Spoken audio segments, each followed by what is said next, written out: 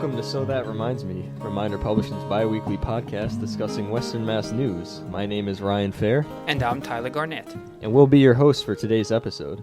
On this week's episode, we are going to be talking to Revitalize CDC's President and CEO Colleen Loveless and Vice President of Community Engagement Ethel Griffin about Revitalize CDC's GreenNFit event on April 25th, where over 100 supporters and 1,000 volunteers will rebuild one block of homes in one neighborhood in one day. But before we get into that, how's it been going, Tyler? How you doing? It's been a little bit. Yeah, things are going good. I'm excited to get into this episode. This is an event I personally have never heard about yet, but it seems like a really cool event, so I'm excited to talk to our two guests shortly. But outside of that, everything else is going good. Weather's still been bipolar. We're close. I think we're maybe a week away from really getting that behind us. But besides that, everything else has been pretty good. How about you? Good, yeah. I'm with you on the bipolar weather. I think it's messing with my allergies, which is annoying, but it's been nice enough to play basketball, so I've been actually playing basketball a lot more recently, and I can't lie, it's like the first year where I feel old. I'm getting like creaky a little bit, after I got to stretch a little more. I'm getting blisters on my feet. A little sore in the morning, so, hopefully I don't like tear my Achilles or something one of these days. Oh, knock on wood. We don't need that. Knock on wood. We don't want that. That'd be tough. I mean, that's how I felt with softball. I played baseball my whole life, and hopping into slow pitch softball, I was sore doing it once a week. So but it's definitely been nicer out. So it's good to get out there. The apartment just opened up the pool. They're just working on it. It's not obviously officially open, but just to see that they're working on it, hopefully that brings some good vibes, and hopefully that means good weather's coming soon. Yeah, that's nice. I have a hot tub too near my apartment, but they don't open that till Memorial Day, which is kind of annoying. It's like that'd be a good time to open it, but true. But I think the exciting time of this kind of year is like I feel like as sport, we're both big sports fans. I feel like there's like three I would say benchmarks throughout the year that are like really exciting for sports fans. Obviously the Super Bowl. But then you also have like the sports equinox in October where like all four major sports are on. And I think now is honestly the other one because it's like we just had March Madness. For NBA and NHL fans, the playoffs are coming up. MLB is in full swing. Even if you like golf, the Masters is about to start. I've never been into it, but I think today. So even we've kind of got really blessed this year too because the Olympics, the World Baseball Classic. I mean, the start to this year for sports has really been great, and it's been fun to watch. 100%. But that's definitely the other exciting aspect of this. And then I think the one other big part about just the weather getting nicer is I think there's always I think for a lot of us, trips are coming up, vacations. I don't know if you have anything planned, Tyler, this year. Not yet. not yet. We'll see as, summer really hits. But, I just have, towards the end of the year, I have a wedding to go to and a bachelor trip before that in Montana. So something to look forward to. Nice. I know you got hit with that snow a couple months ago with the other trip you had, but so I'm having my fingers crossed after having no more. Having a little sadness still from not being able to go down to Florida, but hopefully we can find something else to do. Personally for me, I'm going to Chicago in June. Nice. So that's exciting. I'm going to Wrigley Field. Been wanting to go there for a while. So my friends and I we got an Airbnb. We'll be there for a little long weekend and beautiful. See what happens. That's the way to do it. I feel like that's one of the few stadiums. Not that they're all not nice, but that's one of those historic ones you got to check out as a baseball fan. I've never been, but I've only heard good things, so that should be a fun time. 100%. So a lot to look forward to as the weather gets warmer. And as the weather gets warmer, the news is also heating up, I would say. I feel like every week we got something, and we got a few big stories here in Western Mass. I did want to touch on, and I know you reported on this, Tyler. Our colleague Sarah Heinonen reported on this as well. The Hampden County Sheriff's Department has experienced some pretty significant cuts that will have an effect on a lot of departments in our area, in our coverage area especially. I'm sure people have heard the news at this point. It's been reported by multiple outlets, including us, and places like Springfield are impacted by it. Chicopee, West Springfield, Holyoke, And this is only the first phase, so it's approximately $26.5 million was cut from the fiscal year 2026 allocation for the Hampden County Sheriff's Office. And it's having a ripple effect throughout. Obviously, Tyler, you report on the Chicopee aspect side of this, where Chicopee has the real-time information center, which we've talked about in the past. They're going to be affected by this. Holyoke, you also reported on. Yeah. Holyoke has some treatment programs that they run in conjunction with the sheriff's department. Yeah. That are going to be affected, which is a shame, honestly. That especially because I feel like that's really important, for people who struggle with addiction and substance use disorder. Yeah. So I think that's unfortunate, especially in Holyoke, but. At least, and I know Cliff reported on the Southwick aspect of this, our colleague Cliff Clark, because they're having patrols cut in the Congamon Lakes there. So it's unfortunate. I will say it seems like a lot of the sheriffs, or a lot of the chiefs that our staff talked to seem at least like not optimistic, but they seem like we're gonna keep doing our work. People are still gonna be safe. And, I know for you, Tyler, when you talked to the Holyoke chief, that he said, if anyone can get out of this, it's Sheriff Kochi. So, yeah. So, I think they're generally trying to be optimistic about this, but still, it seems unfortunate for the region.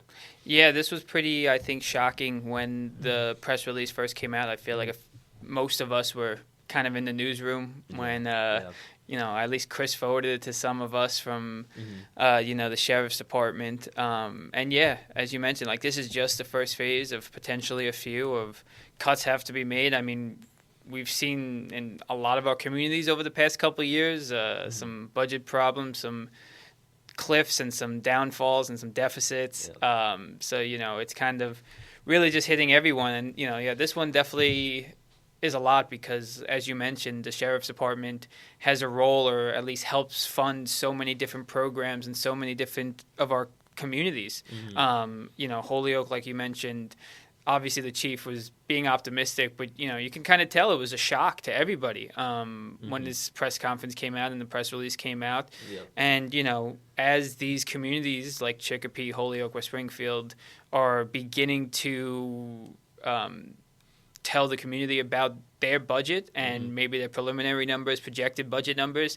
Now this kind of just adds like another aspect of trying to figure out if you have the funds to keep these programs going and where you're going to get the money from. Do you have to cut something else to keep this going? So it really just adds, I feel like, another thorn in the side of some of these, financial leaders who are trying to put their budgets together. So that was definitely something, we'll have to keep an eye on going forward. But I know for sure it's something I'll keep an eye on in the communities I cover to see how they're going to be able to fund these. Because like you mentioned in Chicopee, the ones that are getting cut from the sheriff's department is the 3 real-time crime analysts that they have at that center. But when we went, there was only 3 there. That was all they had. There was a 5-member team. They had 3 analysts, funded by the department. So it's going to be interesting to see, I guess.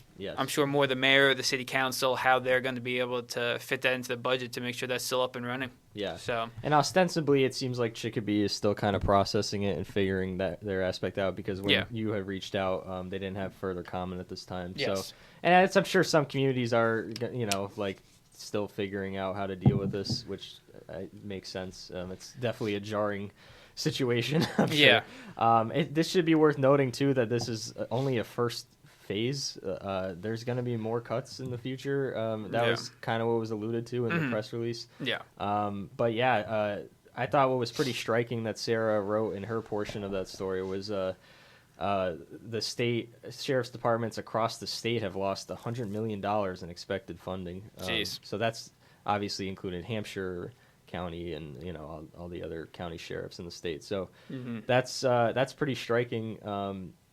And it's pretty striking that it's only the first phase. And I get, also according to the reporting that you and Sarah did, this is largely the cuts in spending is largely due to that one big beautiful bill, which included $96 million in funding that was cut for public safety and security. So, we'll see what happens.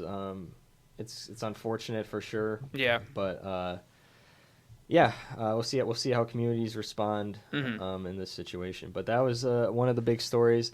The other one, and this is like a kind of a recurring theme, is with South Hadley's budget situation coming up. Yeah. I know, Tyler, you've been following it since the beginning. The big vote's coming up April 14th. And they just voted for the school committee budget as well. If you wanted to talk a little bit about that. Yeah, I mean, kind of speaking of budgets, you said it perfectly. I mean, it's definitely been a recurring discussion on here, just because, at least in the town's history, I can't imagine there's been a bigger vote than this one. They on April 14th, they'll have a decision whether they want to, vote and approve a potential tax override. There'll be obviously no override option, so if you vote no, you don't want it. There'll be the $9 million tax override or the $11 million tax override. Mm-hmm. All of those would be, spread out over a few years to raise that money. But, if an override's approved, it would save so many things within the school department, sports, extracurricular activities. It would save, I believe, like 10 to 15 positions, the library. I mean, there's so many things that have been projected to be cut if there is no override. So obviously there has been a lot of people on social media and at town meeting itself, when there was like the non-binding question if they would approve an override, a lot of people were in favor of at least 11 million or the 9 million. To help save their schools and save their town. I've seen they have a Save South Hadley page that was started by a lot of the residents. There's been so many community meetings because a lot of people, it's a confusing process for anyone even in charge of it who deals with it every day. I mean, you could hear the select board meetings, people will ask questions, and it takes, the town administrators, the town council, select board members, a few extra minutes to really make sure they get the answer right. But I will say, at least from my point of view, I know the residents feel this way kind of too, seeing and hearing from them. But they feel like the process has been going pretty well now. I mean, you can go online, you can put in your, home assessment value, and you're able to see what a tax override, how it would impact your taxes. Yep. So there's so many different ways to go. But April 14th is a big day because both the select board and the school committee approved their budgets, and they had to obviously approve it with all these cuts as of right now. But the vote on April 14th can change a lot of things. And then they have about a month until, the May town meeting to get that new budget together for the town meeting members to vote on. So this is not the last time we'll be talking about this. There's plenty more to go. Yeah, and I think at the very least it's nice to see. At least it seems like, despite this dire situation that South Hadley's in, it seems like everyone from residents to select board members, the school committee members, it seems like they're kind of like, we got to find the path to kind of least resistance here. Like the best path forward for the district, and it seems like everyone's in agreement on that. But it is unfortunate, and the reason why I think I keep wanting to bring this up on the podcast is because I think this is such an important story, because we see a lot of our districts in our region that are really struggling kind of post-COVID, losing those ARPA funds, losing those ESSER funds, and there's multiple reasons why South Hadley's in the position they're in now, but and that's the case with a lot of districts. But I think it's important because this is a snapshot of what is going on. Probably across our region and probably across the state, so, and I thought it was really sobering. Part of the story, the last story you did about the school budget vote was when one of the school committee members said that, if we voted for a deficit budget, we would be the only community in the state without athletics, or something like that. Yes. And unfortunately, if that ever did happen, that, South Hadley could be a poster child for that, where it's this could be the future of some school districts if, if they don't get the proper funding they need. So I think that's why this is such a, I think, important story. And it kind of has been affecting all aspects of their decision making. I mean, I wrote another story too recently about, them. The school committee approving school choice seats, and a couple of them even alluded to we're opening this many spots in this grade because obviously if the override doesn't happen, we expect to lose a lot of people, and obviously students are scared about what's going to happen. So, yeah, a lot riding on this vote. Yes, but Tyler will keep an eye on it, so keep an eye on thereminder.com for more updates. Well, Tyler, I think we rambled on enough. But before we get to our interview, we have a little ad break, so we'll be back. Are you hearing wedding bells? Take a deep breath. Go Local Magazine has your back. Our wedding special section is your one-stop resource to the best in local photographers, caterers, florists, venues, and so much more. Get inspired by the couples who share their special day with us. Then check out the experts who created their perfect event. It's all here and all at your fingertips in Go Local. And are you an advertiser looking to reach local couples planning a wedding?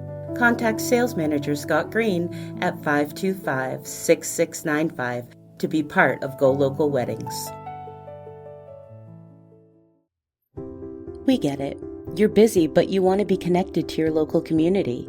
If you're not reading The Reminder, Western Mass's free weekly newspaper, you're missing out on the heartbeat of your town. Stay in the loop with all the latest buzz, from local stories to community updates and exciting events. It's all in The Reminder. Just log on to thereminder.com and dive into the hometown news you love.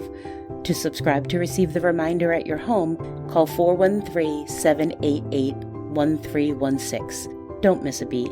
Your town, your stories, your community for over 60 years. The Reminder. We are hometown news. All right, and we are here with Colleen Shanley Loveless and Ethel Griffin. Thank you both for joining us today. Thank you. Thank you for having us. We appreciate it. Of course. So we just wanted to start, before we kind of get into the event itself, we wanted to start with, if you want to tell us a little bit about yourselves and what your kind of roles are at Revitalize CDC. Okay. Sure, Ethel, why don't you go first? Oh, I was going to send you first, but that's all right. My name is Ethel Griffin, and I have been with the organization for about 18 years now, which started out to be 3 months, and now it's about 18 years. My job is I'm the Vice President of Community Engagement, so I stay involved a lot with the community and some of the leaderships and so forth. So, and all the other work that have to be done. And so I just enjoy what we do.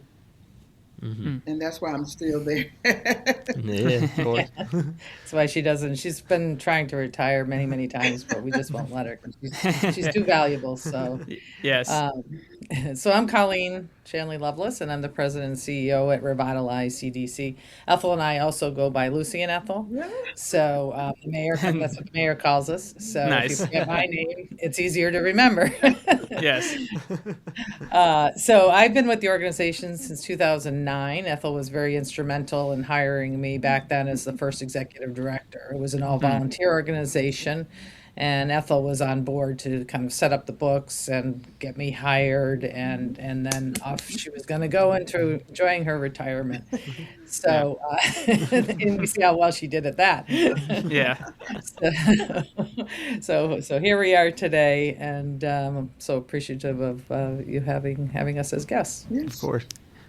Yeah, of course. And yeah, thank you guys for being here, and thank you guys for telling the listeners a little about yourselves. And we wanted to dive in a little bit more about your organization and Revitalize CDC. So, do you guys mind telling us a little bit about Revitalize CDC? Sure. So we were founded in 1992 in the city of Springfield. And like I said before, it was an all-volunteer organization till I came on board in 2009. And so at that time, I was hired to set up our first office, and the board of directors had realized that there was such an overwhelming need in the community. So we focused on doing home repairs, modifications, and rehabilitation on the homes of low-income families with children. It could be veterans, military veterans, seniors, and people with special needs.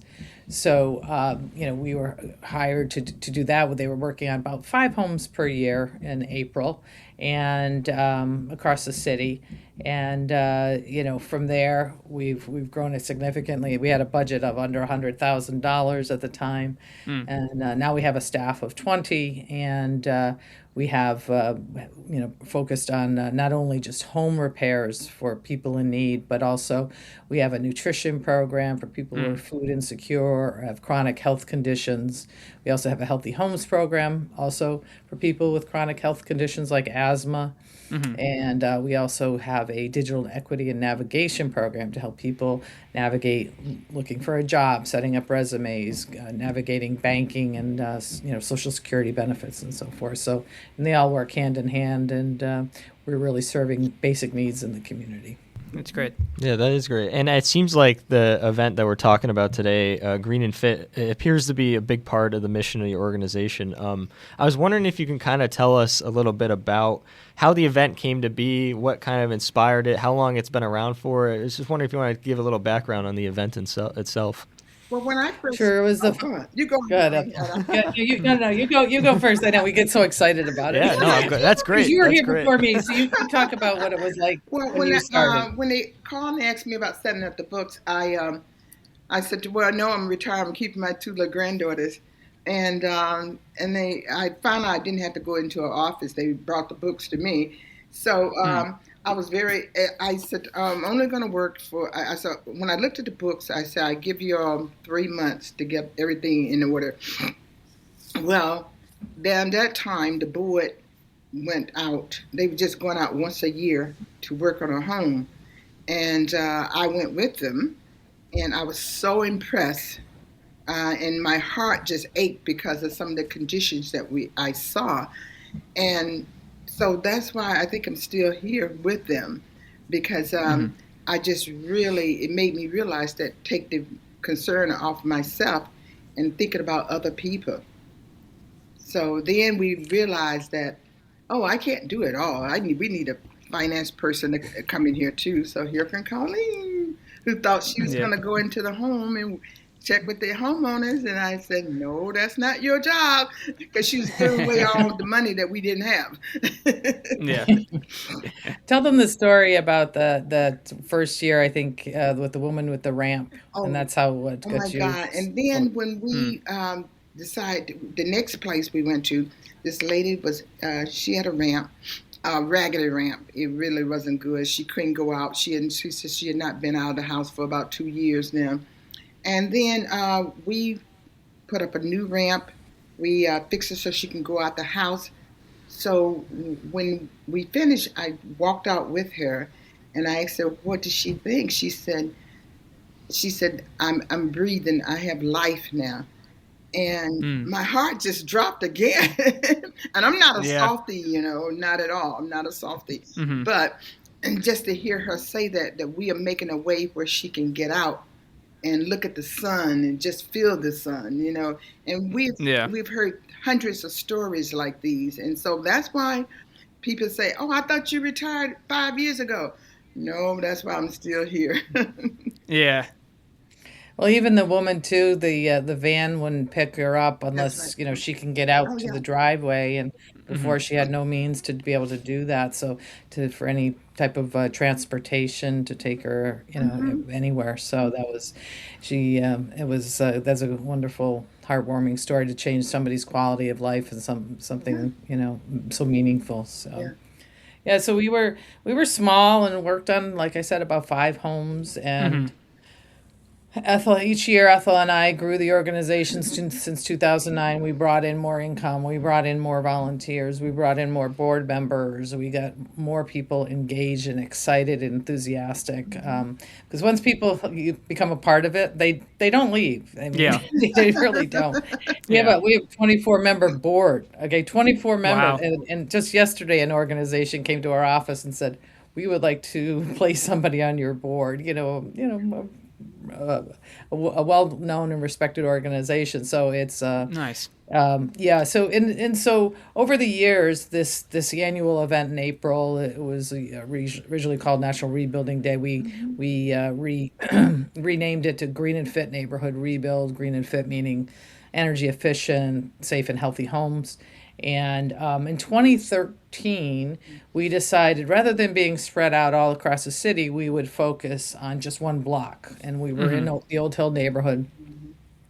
And so we had worked on, in the next 7 years, we worked on 10 contiguous blocks and completed almost 200 homes during that time period on this annual day. And then we shifted, with input from the community and the city and our supporters, we shifted to the north end of Springfield in and around Bay State. And then that was in 2020. And of course, we had the pandemic. We had to cancel the event for several years just because, we were getting 1,000 volunteers in a day, and we just didn't want to get that many people together. And we would work on 25, sometimes 30 homes on those blocks. So we went into the north end, and we finally, 3 years ago, started back in person in those areas. But it was kind of difficult to get like on one street, one block, because there were a lot of landlord properties. And unfortunately, some of these properties were landlords that are not living in Springfield, not living in Massachusetts or the area. And we only work and do repairs on the homes of, homeowner properties. So we did that out of the last several years, and it really helped a lot of people. We worked on Calhoun Park. We also worked on a nonprofit called the Miracle House, which has a transitional home for 8 men working on their sobriety. We did a lot of work in and around there. But this year we decided, we have such a long waiting list in the city. And we decided the Springfield Boys and Girls Club was generous enough to let us set up there for volunteer registration and check-in. And we have 20 homes this year. We are kind of spread out across the city, East Springfield, and Mason Square area. And we're also going to do a spring cleanup on the Boys and Girls Club on Carew Street. And then we're also going to be working on the Boys and Girls Club Family Center, which is on Acorn Avenue, doing a spring cleanup there. But then in addition, 20 homes. So we're out there recruiting volunteers right now and sponsors and donations and all of that. That sounds great. And, kind of like you guys mentioned, it really is so heartwarming to, look through past year's events and see the timeline and just how it's progressed throughout the city. It's really been great to learn about it. I'm happy to hear this timeline. And something you just mentioned too, Colleen, we wanted to talk about, which I think was the most interesting part besides the, great volunteers you get on the board, but just I think it says it involves over 1,000 volunteers and over 100 sponsors. Can you just talk a little bit about how big and how big a part of the process that is, and what the outreach process is to try and get volunteers every year? Ethel, you want to talk about the outreach for volunteers? Well, matter of fact, after we cover all the equipment and so forth that we have, that we're using that day, probably about the next week, we give the staff a little week to recuperate from this. And then we'll start back with the planning process for the following year, determine where we are going to be. We'll determine the application process for them, because it doesn't cost a homeowner anything when we're working on their house and yard. We do not charge anything. So the process really starts within about 2 weeks after the GreenNFit day for this year is over with. And it's a good thing that we do. We don't wait to the last minute. So we let them know if it's raining, sleet, or snow, we're still there. One year it rained cats and dogs. But we're so thankful to Springfield College, AIC, Western New England University, football teams. They have loaned us their football teams. And it's just amazing that, now companies and organizations know that the last Saturday in April is our day, and they start recruiting us. And we get applicants all during the year.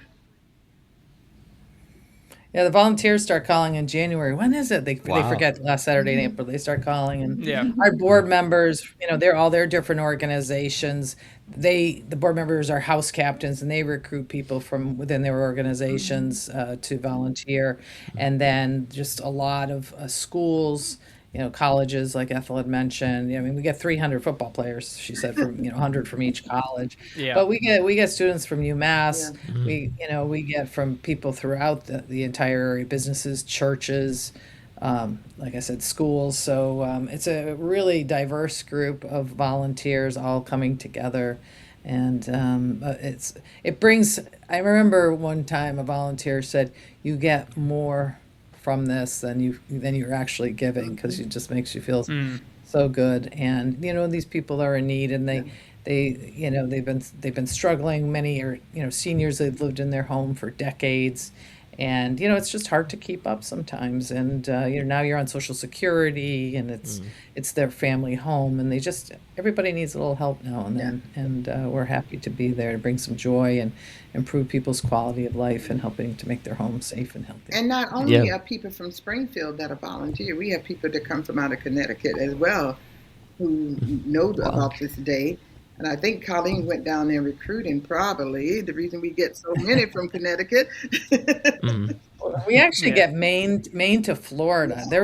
When we did a tornado rebuilding effort in 2011. You remember the tornadoes in 2011? That fall, we held an event, and people just wanted to help out. And we were on the national news because of the devastating tornadoes in the area, and people just came, and a lot of them come back every year. They come back every year from out of state to volunteer, so it's really wonderful. Yeah. And we have places like MGM who volunteer with us, and awesome. I don't know who I'm supposed to say this, but they fix all the lunches for us. That's funny. No, I'm glad both of you kind of highlighted this hunger to volunteer, and kind of like how many volunteers come together from different generations, different backgrounds, because I think it's very easy to kind of be cynical about the world today, and I think this is like one of those like tangible ways that people can help and are excited to help. And that's something I wanted to ask. Like I know you do kind of achieve multiple things with this initiative. It's about rebuilding, making homes energy efficient. It's improving the quality of life. I wanted to ask both of you if you want to kind of contextualize the importance of an event like this, and kind of what are the benefits of this event by the end of the day. What do you want to achieve essentially too? Well, I think that the obvious is, the home has been, transformed, and the family, has improved their quality of life. But the volunteers get that's community spirit, that energy, the energy you feel that day from each other. Like you said, the news, can be so, negative nowadays, and a lot of that negativity is covered. So it's really nice to have the positive things, because there's more positive things that are happening. There's a lot of good people in this world that really do want to make a difference. So those are, the real tangible aspects that you can feel, touch. That's another thing too. I say to people, that are generous and donate, that because they can donate it, and then they can meet the family to see where their donation went to, and they can help them out. So, it's a really kind of a holistic approach to that. But another thing that we hadn't anticipated, and this was quite interesting, an outcome that we hadn't, like I said, anticipated. The very first year we did the GreenNFit neighborhood rebuild on one block. It was actually on Tyler Street in the Old Hill neighborhood of Springfield. About 6 months later, so we, a lot of the neighbors, they didn't know each other. I don't know about you. Sometimes you just, go and driving home and you just wave or whatever, but you don't really get to know your neighbors that well. Yeah. We're also busy. So, and then, they just didn't know each other. Well, because we were out there every day, that they would come out of their homes, they would get to know their neighbors. So they really created almost like their own neighborhood watch and sense of community. Nice. And about 6 months later, it was actually reported in the Republican newspaper that there was one house on that street they were renters, and they were arrested for dealing drugs, and they were removed from that neighborhood. And the police department reported that the neighbors had gotten together and reported them. Wow. So they weren't so afraid being isolated by themselves. They could come together and say, this is our street, and we want to be safe. And it was really important that they were removed, because that house that they were renting, that these people were dealing drugs, they backed up to a playground. So and then you have selling drugs to children and all of that. So, and then the same thing happened 2 years later on the block that we were working on. So that was really, really, something that we hadn't anticipated. That was really a profound and positive outcome. Yeah, that's nice. I mean, it sounds like, there's impacts past the energy efficiency or just even doing repairs to the house. I mean, you're helping neighborhoods kind of come together. So that's really great to hear. And, kind of looking at a different aspect of this, we talked about the volunteers and we talked about a little bit of the event this year, but we were wondering what the process or preparing for this event looks like, kind of when it starts, gathering the supplies and kind of choosing what neighborhoods or homes, kind of need repairs. Go ahead, Ethel. Well, after we send out the applications to people, believe me, people call, and we choose the neighborhood that we're going to be working on, and we get the information out there to them. We even go sometimes door to door, passing out the flyers to let the people know that they have an opportunity to apply. So they call us, and then we go through all the application, all the requirements, and so forth. It's not a lot of them, just we have to make sure that they own the house. It's not a landlord house. And so that's an early process. That's even before December. And sometimes there's some that drag a little later, but the majority of them come in before December. So you can see we start working then, and then we have our staff to go out and look at the site. And then we can determine to a certain extent if they meet all the requirements. We meet with the homeowners, and then they determine, what need to be done on that particular property, and make sure that all the information they have submitted to us is correct. So that's a process that we go through. It's not just a few months of a process. It starts, like I was saying, it really about 3 weeks, 2 or 3 weeks after we clean up all the supplies and everything. Because we have the city working with us. They'll go around and pick up the trash for us. Not the same day, but they come around and pick it up for us. So we have people that are companies, they are familiar with us now. I think everybody in Springfield know who we are now. And they are willing to offer some support to us. That's what keeps us going. We just don't go out there and say, we got all this money, because we don't have that money. But people are willing companies and organizations, I won't say organization, but because they're working for money too, but companies are willing to support us.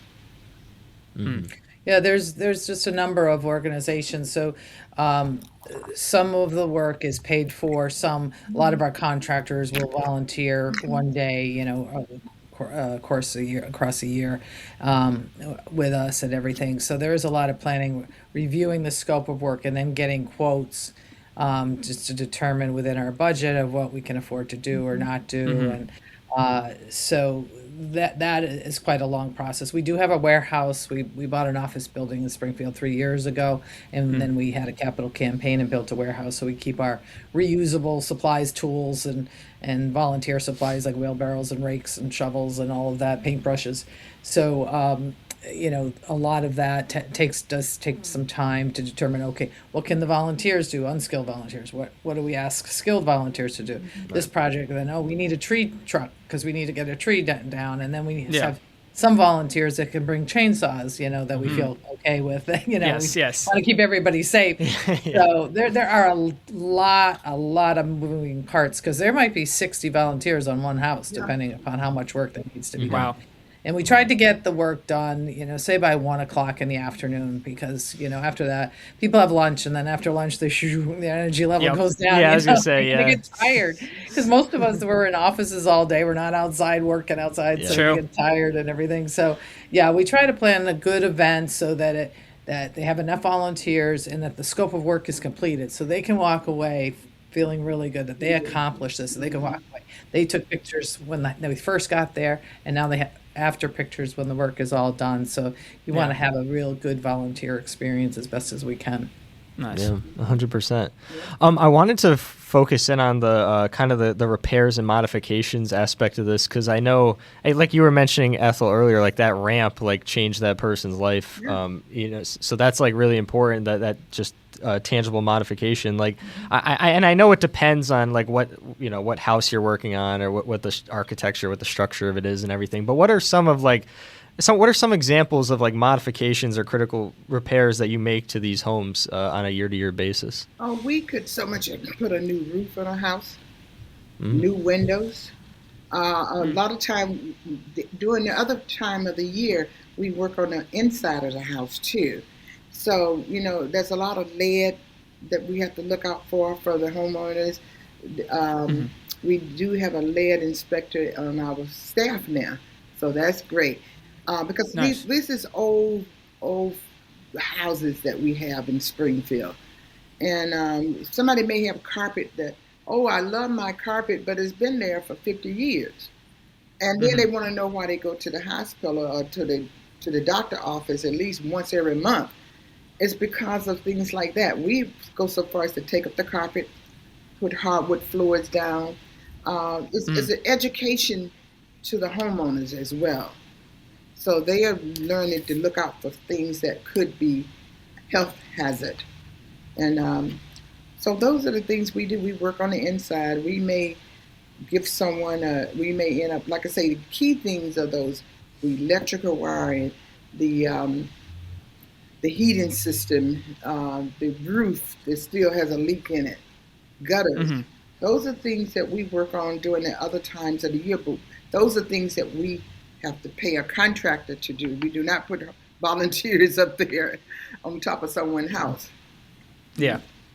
Ethel, tell the story about the gentleman on the one street that you went in, and he was using space heaters. Oh, yes. Oh, my God. Then I was getting ready to retire again. And then this year, we was on this street, and I went into this gentleman's house. He was on the second floor.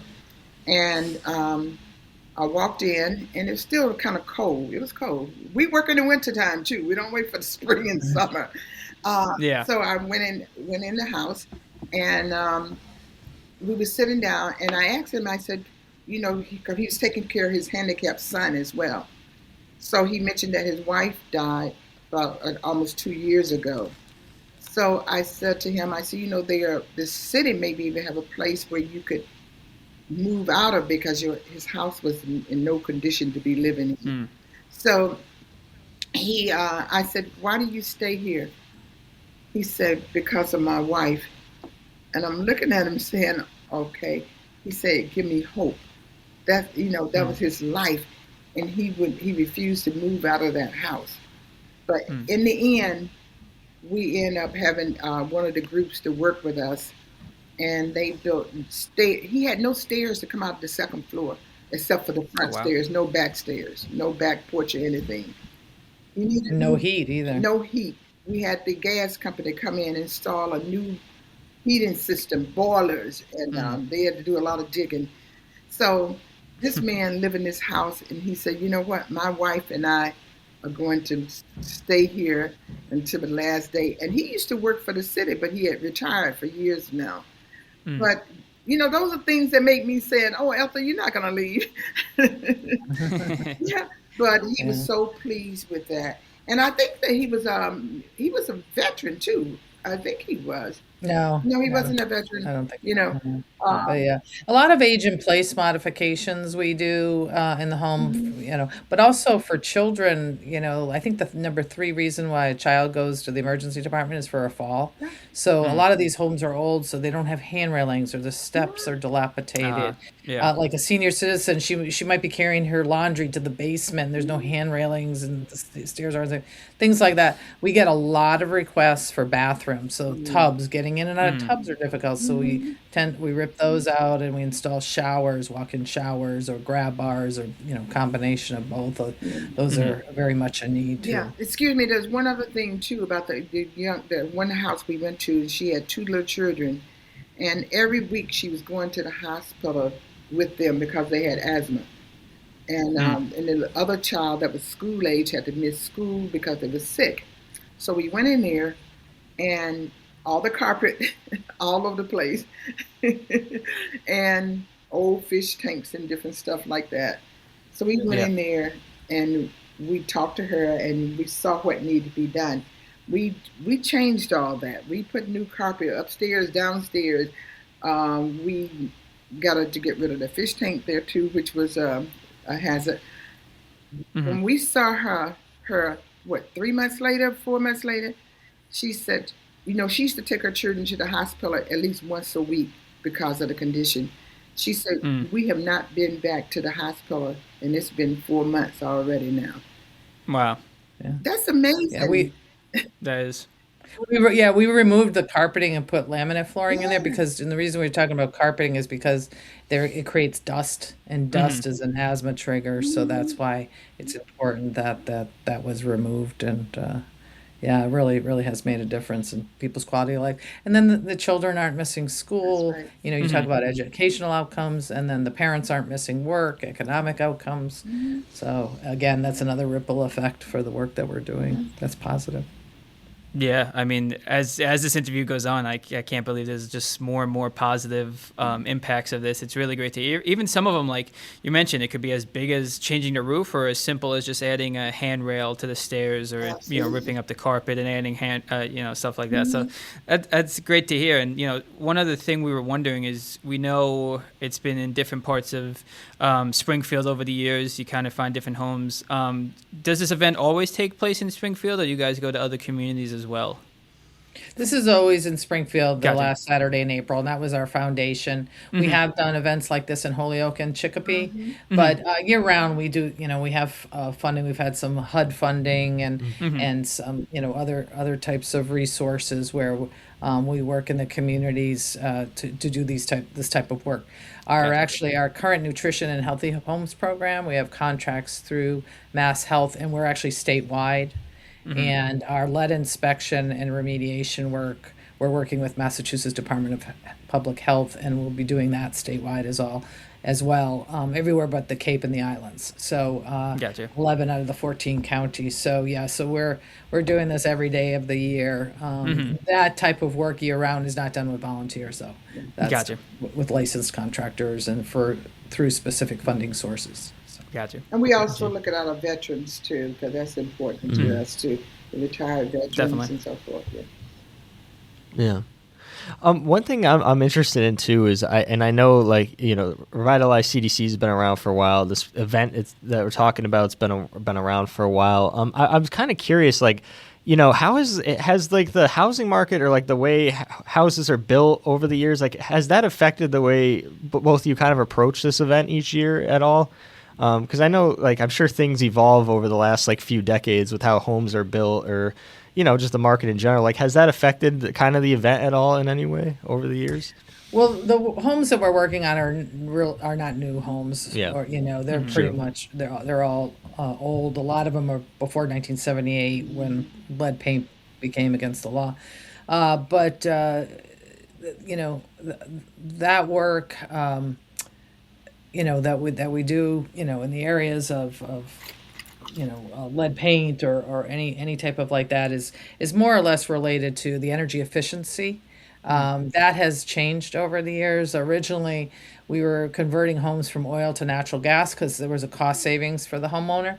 And now what we're doing is converting them to electric, and then working with community solar, or we've had organizations donate solar to get them onto heat pumps. Heat pumps are the latest, and they get heating and cooling, which air conditioning used to be considered a luxury, but it's not any longer, especially with people with respiratory conditions. They need air conditioning in order to survive, and seniors and all of that. So that the energy efficiency piece and the climate has really changed the way that we're working. And now heat pumps can be very expensive. You can spend $20,000, $30,000, $40,000, especially the age of the homes, to work with a contractor and an electrician, and all of that can be very expensive. So we're actually looking to pilot. There are some now window heat pumps that they're almost like an air conditioner. They're a lot larger, but they can cover about 900 square feet in a home. And they only cost between, say close to $3,000. And you don't need electricians and plumbers and all of that. So it's much more cost effective. It just takes 2 people to install it in the window. And so, that is constantly changing and evolving. And we do Energy Star appliances any way that people can serve. We also collaborate with other nonprofits. So we might send them to another organization that might do weatherization services. So rather than duplicating services, let's bring everyone together. Like that day, the Red Cross comes with the fire department and they install smoke detectors and carbon monoxide detectors in all the homes. So, so let's bring, other partners and community members together to bring their expertise and their resources. That's great. And I think that's all the questions we had. One last thing we wanted to give you guys the opportunity, if there's anything else you wanted to say about the event, or if you wanted to tell our listeners the best place to check out more about your organization. Yeah, so we'd love to have more people registered to volunteer. Like I said, we have a lot of houses this year. We are still in need of donations as well. And, a donation could be $10. It can be any amount. We're fortunate, a lot of organizations and some individuals, if you donate $1,000 or more, we have the Massachusetts Community Investment Tax Credit available. So they would get 50% back from their donation. So if they donate $1,000, they would get $500 back from the Commonwealth of Massachusetts. And so that's a great way to really spur investment into the community. And they can go to our website at revitalizecdc.com. They can get more information, register to volunteer, and make a donation. That is great. Well, thank you both so much for joining us today. Thank you. It was a pleasure. Yes, as always. A lot of great information. Yes. So thank you both very much. Good luck with the event. Yes. Thank you very much. And we're back from the interview. I thought it went really well, Tyler. I don't know about you. Yeah, I agree. I think everything went really good. They obviously were both very excited to talk about this upcoming event and their organization as well. I think it was super heartwarming to hear more about it. Obviously, we did our research throughout, but hearing just how it actually affected a lot of the residents' homes that they worked on, as well as just how neighborhoods came together through a lot of this and after the repairs were done. So many aspects of this were really warmed the heart. Yeah, definitely. I think heartwarming is a good way to describe it. It is very inspiring to see like so many different generations come together and different people from different backgrounds and just like they were talking about in the interviews, like football players and people who don't do as much heavy duty work but want to help. It's like all these different people coming together from different ages. So that was inspiring to me. And you kind of brought it up just now, like the ripple effect, where it's not just like only the repairs themselves, but also just the camaraderie and that forms during the event and also after the event with neighborhoods. And I like how Colleen specifically brought up the aspect of fixing a rug for a child who has asthma, and then all of a sudden like that child doesn't have to miss a lot of school, and now their education, they don't, they can go to school now, so it's like, it's beyond just the repairs. It's kind of this, it is this quality of life thing. So I thought that was inspiring. Yeah. Even the neighborhood coming together to find out about, the drug deals going on in one home, or the woman who they made a ramp for. I mean, I'm sure that's just the tip of the iceberg in terms of stories that they had. And, as you mentioned, I think it was a great way. There's so much negativity on the news nowadays,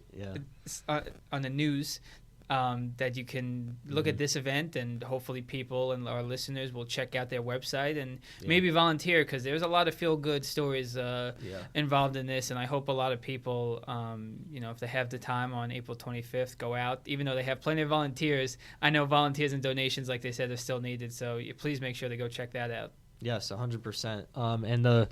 And it is a pretty honestly breathtaking event. It seems like, just reading about it, like the 1,000 volunteers and just the amount they do in one day. Hoping for nice weather for them because I think they said they do it no matter what weather it is, rain, sleet, or snow. So hopefully it's not any of those things. Yeah. So that'd be good. But no, it really is an inspiring event. And it's a good way to kind of kick off the spring and summer season. You know, when allergies are bad and people do have asthma. The asthma kind of ramps up. I feel like this time of year. So. Those quality of life improvements are definitely important. So this is a great event. So yeah, I thought it went well. Yeah, I think it went well too. And like you said, I wish them the best of luck with that going forward. And obviously they mentioned other ways that they try to help the community on Revitalize CDC. So, make sure to check those things out as well. And, GreenNFit Day is going to be good. It really ties in with April being, Earth Day coming up. So I'm sure that helps a little bit. They mentioned some work they do. So this is definitely really good. Yes, 100%. Well, I think this is another great episode, Tyler. And I think this will wrap up another episode of So That Reminds Me. Thanks for listening. And we will see you all again in 2 weeks. Thanks for listening to So That Reminds Me, produced by Western Massachusetts news source Reminder Publishing. Don't forget to subscribe to the podcast, find the latest news at thereminder.com, and follow Reminder Publishing on Instagram at Reminder Publishing, on X at The Reminder MA, and on Facebook. Reminder Publishing, we are hometown news.